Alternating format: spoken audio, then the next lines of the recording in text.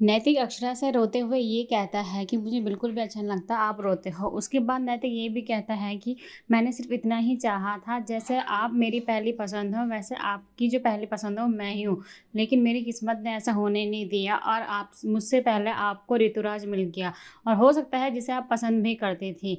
लेकिन अक्षरा कुछ नहीं कहती, वो रोती रहती है। उसके बाद नैतिक ये भी कहता है कि जब मैंने पहली बार आपको देखा था तभी मुझे आपसे प्यार हो गया था और मैंने सारी चीज़ें छोड़ दी थी सिर्फ आपके लिए। और नैतिक ये भी कहता है कि मैंने ये सोचा था कि आपके आज और कल और बीते हुए कल में सिर्फ मैं ही रहूं, लेकिन मेरी किस्मत ने ऐसा होने नहीं दिया। नैतिक इतना सब कुछ कहता है लेकिन अक्षरा कुछ नहीं कहती। उसके बाद नैतिक अक्षरा से ये कहता है कि आपकी इस चुप्पी को मैं क्या समझूं, इसका मतलब जो मैं सोच रहा हूँ या जो मेरे दिमाग में चल रहा है वो सारी चीज़ें सच है। लेकिन अक्षरा फिर भी कुछ नहीं कहती। जैसे ही अक्षरा कुछ कहती है वह कहती है कि पहले भी आपने मेरी चुप्पी को गलत समझा और आज भी आप गलत ही समझ रहे हैं। अक्षरा अपनी सफाई में बहुत सारी चीज़ें कहती है। वह ये भी कहती है कि प्यार का मतलब मैंने तब समझा जब मैं पहली बार आपसे मिली और आपने ही मुझे प्यार का मतलब समझाया।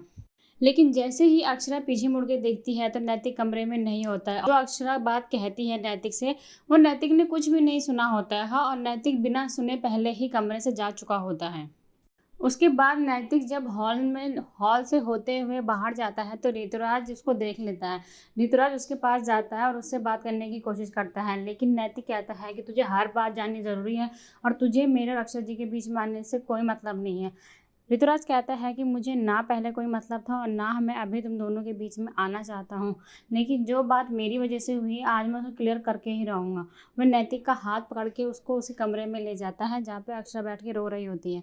अचानक से अक्षरा उठती है, ऋतुराज उसके कमरे में आता है नैतिक को लेके। पहले तो वो दरवाज़ा बंद करता है और फिर कहता है कि भाभी जो भी हुआ है सब मेरी वजह से हुआ है। ना हम दोनों की भाई उस दिन लड़ाई होती और ना ही मैं गुस्से में वो सारी चीज़ें बोलता, ना मैं बोलता और ना आप दोनों के बीच में इतनी सारी गलतफहमियां होती।